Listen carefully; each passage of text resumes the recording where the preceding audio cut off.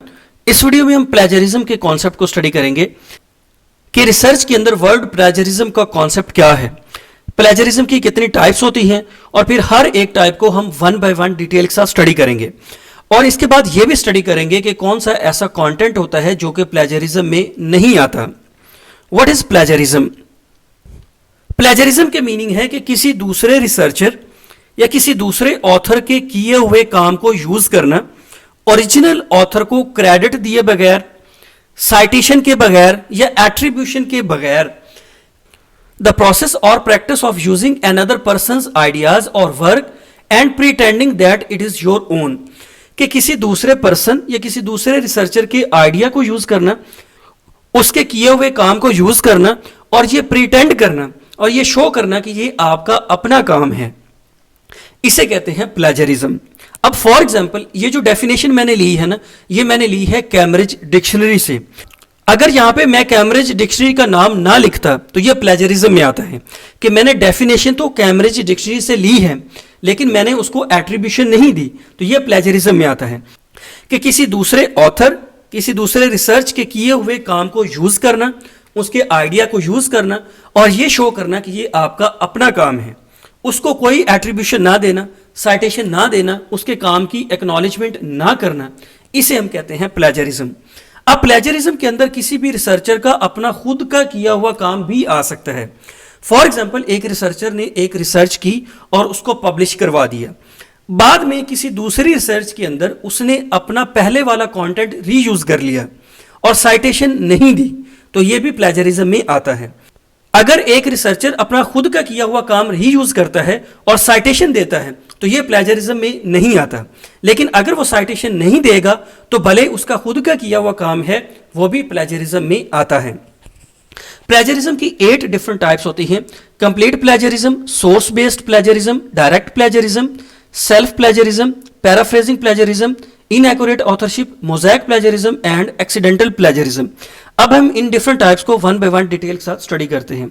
First one is complete plagiarism. Complete plagiarism जैसे कि अपने नाम से ऑब्वियस है ना, ये most serious form of plagiarism है। कंप्लीट प्लेजरिज्म के अंदर क्या होता है कि एक रिसर्चर किसी दूसरे रिसर्चर के किए हुए काम को या उसके मैन्युस्क्रिप्ट को उठाता है और उसको सबमिट कर देता है अपने नाम से। जो ओरिजिनल ऑथर था या जो ओरिजिनल रिसर्चर था उसके नाम को हटा के अपने नाम के साथ उस रिसर्च को सबमिट कर देता है, तो इसे कहते हैं कंप्लीट प्लेजरिज्म। कि यहां पे उसने कुछ भी अपना काम नहीं किया, किसी दूसरे रिसर्चर के काम को एज इट इज उठाया, उसके नाम को हटा के अपने नाम से सबमिट कर दिया। सेकंड टाइप है source based plagiarism.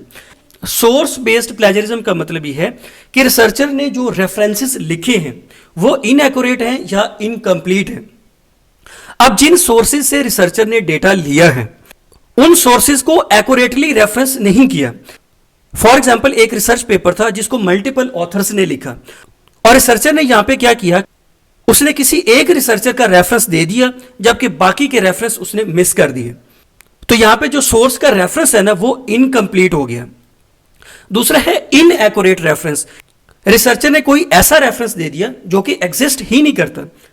For example researcher ने डेटा लिया सेकेंडरी सोर्स से और लिंक दे दिया प्राइमरी सोर्स का, या रिसर्चर ने किसी ऐसे ऑथर को क्रेडिट दे दिया है जिसका वो रिसर्च वर्क ही नहीं है, उसने किसी ऐसे रिसर्चर को एट्रीब्यूशन दी है जिसने वो रिसर्च वर्क किया ही नहीं हुआ। तो सोर्स बेस्ड प्लेजरिज्म का मतलब यह है कि जो रिसर्च के रेफरेंसेस हैं, जो सोर्सेज हैं, वो इनएक्यूरेट हैं या वो इनकम्प्लीट हैं। थर्ड टाइप है डायरेक्ट प्लेजरिज्म। डायरेक्ट प्लेजरिज्म को वर्बाटिम प्लेजरिज्म भी कहते हैं। डायरेक्ट प्लेजरिज्म के अंदर क्या होता है कि एक रिसर्चर ने किसी दूसरे रिसर्चर के किए हुए काम को कॉपी किया, उसके वर्ड्स कॉपी किए, उसके सेंटेंसेस, उसके पैराग्राफ्स या उसके सेक्शंस को कॉपी किया और उसको अपनी रिसर्च के अंदर यूज किया और एट्रीब्यूशन नहीं दी या कोटेशन मार्क्स नहीं दिए, इसे हम कहते हैं डायरेक्ट प्लेजरिज्म या वर्बाटिम प्लेजरिज्म। कि किसी दूसरे रिसर्चर के वर्ड्स, उसके सेंटेंसेस, उसके पैराग्राफ्स या उसके सेक्शंस को कॉपी किया और एट्रीब्यूशन दिए बगैर, कोटेशन मार्क्स दिए बगैर उसके कंटेंट को यूज कर लिया, ये होता है डायरेक्ट प्लेजरिज्म। फोर्थ टाइप है सेल्फ और ऑटो प्लेजरिज्म। सेल्फ और ऑटो प्लेजरिज्म का मतलब यह है कि रिसर्चर का अपना खुद का किया हुआ काम उसी को रीयूज करना साइटेशन दिए बगैर। कि रिसर्चर ने पहले एक रिसर्च पेपर पब्लिश करवा दिया है, उसी रिसर्च पेपर का डेटा उसने किसी दूसरी रिसर्च में यूज किया है और साइटेशन नहीं दी, तो इसे हम कहते हैं सेल्फ और ऑटो प्लेजरिज्म। यहां पे बेशक रिसर्चर का अपना ही किया हुआ काम है, लेकिन साइटेशन देना जरूरी है। फिफ्थ टाइप है पैराफ्रेजिंग प्लेजरिज्म। पैराफ्रेजिंग प्लेजरिज्म का मतलब यह है कि एक रिसर्चर ने किसी दूसरे रिसर्चर के किए हुए काम को कॉपी किया है और उसको माइनर चेंजेस के साथ अपनी रिसर्च के अंदर यूज कर लिया है, इसे हम कहते हैं पैराफ्रेजिंग प्लेजरिज्म। पैराफ्रेजिंग प्लेजरिज्म से इस तरह बचा जा सकता है कि अगर आपने किसी दूसरे रिसर्चर के आइडिया को यूज किया है या उसके काम को यूज किया है, लेकिन आपने उसके आइडिया को अपने वर्ड्स में एक्सप्लेन किया है और आपने ओरिजिनल ऑथर को क्रेडिट भी दिया है, तो इससे आपका पैराफ्रेजिंग प्लेजरिज्म रिमूव हो जाता है। सिक्स टाइप है इनएक्यूरेट ऑथरशिप। इनएक्यूरेट ऑथरशिप का मतलब यह है कि किसी ऐसे रिसर्चर को क्रेडिट देना जिसका वो रिसर्च वर्क ही नहीं है, मतलब किसी ऐसे रिसर्चर का रेफरेंस देना जिसका रिसर्च में कोई कंट्रीब्यूशन ही नहीं है। और इसी तरह एक रिसर्चर ने रिसर्च में कंट्रीब्यूट किया है लेकिन उसको क्रेडिट नहीं दिया। इनएक्यूरेट ऑथरशिप के अंदर दो सिनेरियो होते हैं कि किसी ऐसे रिसर्चर का रेफरेंस देना जिसने रिसर्च में कंट्रीब्यूट ही नहीं किया, और किसी ऐसे रिसर्चर का रेफरेंस ना देना जिसने रिसर्च में कंट्रीब्यूट किया हो। इनएक्यूरेट ऑथरशिप को कोलैबोरेशन प्लेजरिज्म भी कहते हैं। यह प्लेजरिज्म तब आता है जब एक रिसर्च के अंदर दो या दो से ज्यादा लोग कोलैबोरेट करते हैं। तो ऐसे केस में क्या होता है कि किसी एक पर्सन को आप क्रेडिट दे देते हैं जिसने रिसर्च में कंट्रीब्यूट नहीं किया, और किसी ऐसे शख्स को क्रेडिट नहीं देते जिसने एक्चुअली रिसर्च में कंट्रीब्यूट किया है, तो इसे इनएक्यूरेट ऑथरशिप कहते हैं। सेवंथ टाइप है मोज़ैक प्लेजरिज्म। इसको पैच वर्क प्लेजरिज्म भी कहते हैं। अब इसके अंदर क्या होता है कि एक रिसर्चर मल्टीपल सोर्सेज से डेटा को कॉपी करता है और उसको अपनी रिसर्च के अंदर यूज कर लेता है।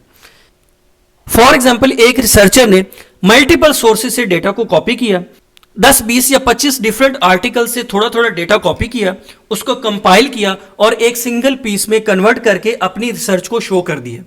इसे कहते हैं मोज़ैक प्लेजरिज्म या patch work plagiarism.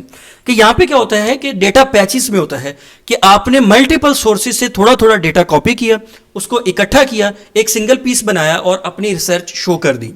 Mosaic plagiarism के अंदर क्या होता है कि रिसर्चर सिमिलर स्ट्रक्चर यूज करता है, सिमिलर लैंग्वेज यूज करता है, और प्लेजरिज्म से बचने के लिए क्या करता है कि सिनोनिम्स को यूज करता है।